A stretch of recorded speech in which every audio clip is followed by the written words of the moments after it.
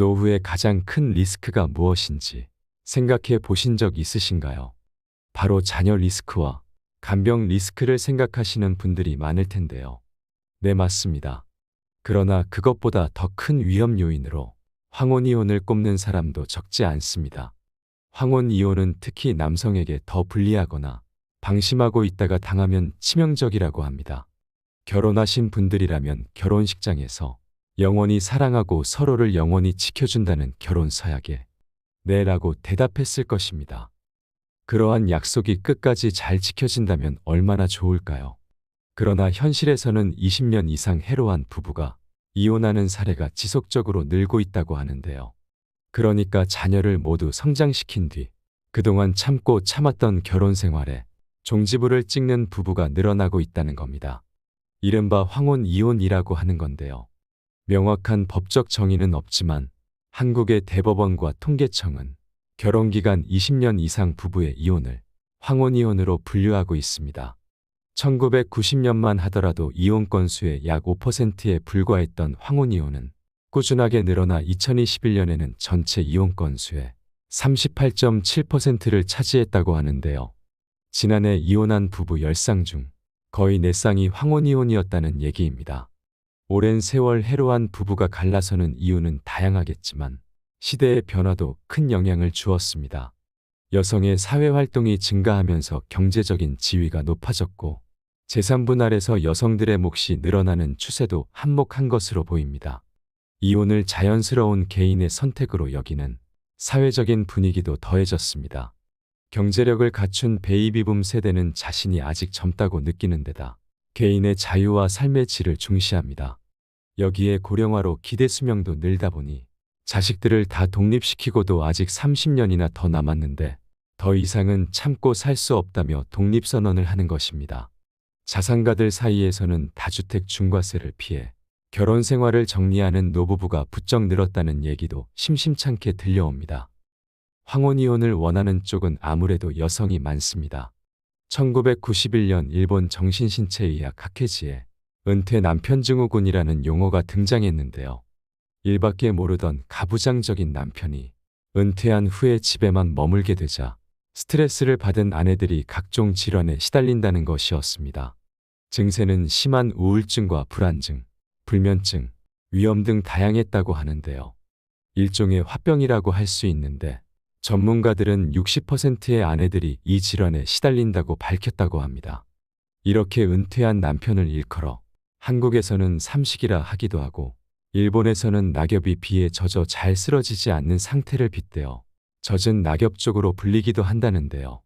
퇴직 이후의 삶에 대한 별다른 준비 없이 은퇴의 거실 소파를 장악하고 TV나 신문만 보는 남편들을 대형 쓰레기라 불리기도 하고 모름지기 가장은 건강해서 외출한 상태가 최고라는 말이 회자되기도 했습니다.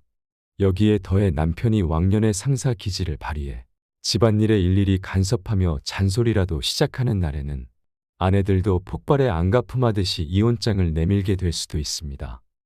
인간의 노화는 정신적인 영역에서도 나타나기 때문에 나이 들수록 이해도는 떨어지고 고집은 강해지고 잔소리도 심해진다고 하는데요.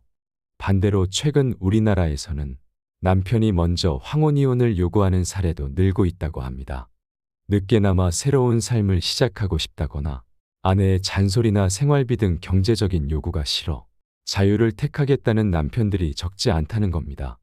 남성들 사이에서 나는 자연인이다와 같은 프로그램이 인기가 높은 이유도 가정이라는 굴레에서 벗어나 자유롭고 싶은 마음 때문이라는 해석이 나옵니다.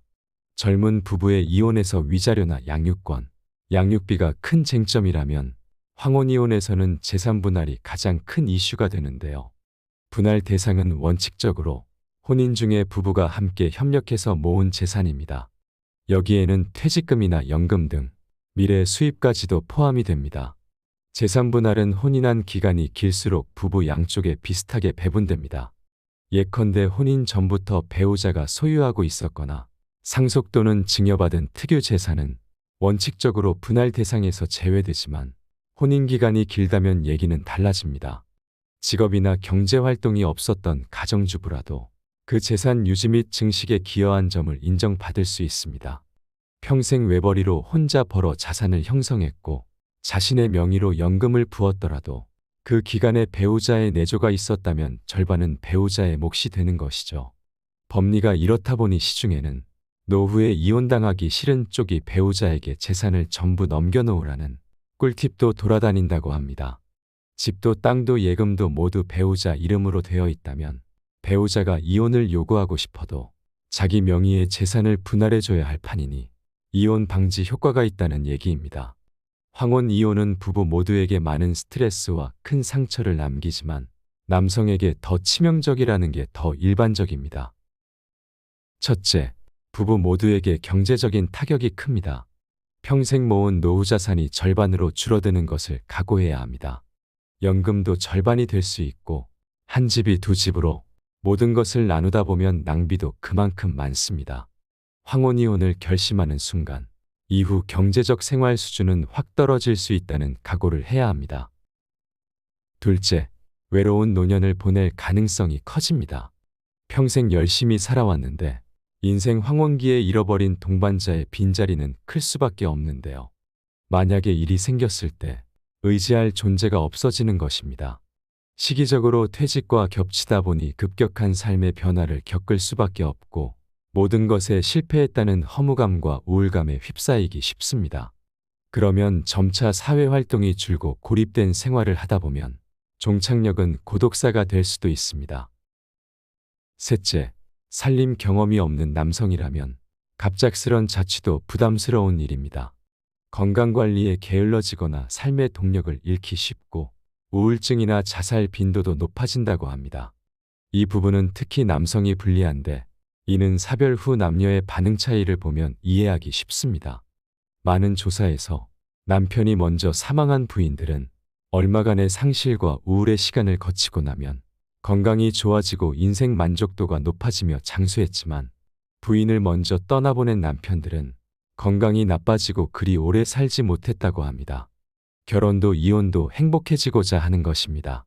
불행에서 벗어나고자 하는 이혼은 적극적으로 감행해야 맞습니다. 예컨대 폭력이나 폭언, 외도가 상습적인 경우, 한쪽이 일방적으로 참으며 살아왔지만 개선의 여지가 없는 경우, 과감하게 이혼에 나설 필요가 있습니다. 하지만 개선의 여지가 있다면 많은 리스크를 져야 하는 이혼보다는 현상 유지를 위한 노력이 우선되어야 합니다. 우리가 흔히 노후 준비하라고 하면 돈만 적당하게 준비되면 이제 끝났다고 하시는 분들이 많은데요. 가장 큰 노후 대책은 바로 배우자와의 좋은 관계를 유지하는 것입니다. 주변에 아무리 친한 친구나 지인들이 많아도 내가 병으로 몸져 눕게 된다면 결국에 곁에서 보살펴줄 사람은 배우자뿐이라는 사실을 명심해야 합니다. 하지만 좋은 부부관계는 하루아침에 갑자기 이루어지는 것이 아닙니다. 그러니 서로 꾸준하게 준비하고 노력해야 합니다. 관계는 누적되는 것입니다. 노후에 재앙이 될 수 있는 황혼이혼을 피하려면 스스로 변화하려는 노력과 함께 배우자와 평소에도 많은 대화를 나누고 좋은 관계를 쌓기 위해 노력해야 한다는 것 잊지 마시기 바랍니다. 아무리 함께 한 이불 덮고 오래 산 부부 사이라고 하더라도 모든 것은 인간관계입니다. 어느 날 갑자기 좋은 관계가 이루어지지 않는다는 말입니다. 함께하는 시간이 많은 만큼 갈등 상황도 늘 수밖에 없더라도 서로 이해하고 존중하고 인정하는 마음을 낸다면 노후에 더 즐겁고 행복한 부부관계를 유지할 수 있습니다. 오늘 내용을 깊이 생각해 보시고 지금부터라도 배우자와 더 좋은 관계를 유지하기 위해 노력하시기 바랍니다. 고마운 마음이 있다면 고맙다고 표현해 보시고 미안한 마음이 있다면 그것 또한 표현해 보세요. 그리고 오늘 하루는 배우자 손을 잡고 눈을 맞추고 사랑하고 있다고 말해 보세요. 하루아침에 좋아지는 것이 아니더라도 아주 조금씩 회복되는 감정을 느끼실 수 있을 겁니다. 배우자와 진솔한 대화를 나누는 시간을 많이 만드시길 바랍니다. 여러분의 날들이 더욱 건강하고 평안하고 행복해지기를 소망하겠습니다. 이상으로 시니어를 위한 모든 것 시니어 톡톡이었습니다. 더 유익한 내용으로 찾아오겠습니다. 오늘 내용이 도움이 되셨다면 구독과 좋아요 부탁드립니다. 감사합니다.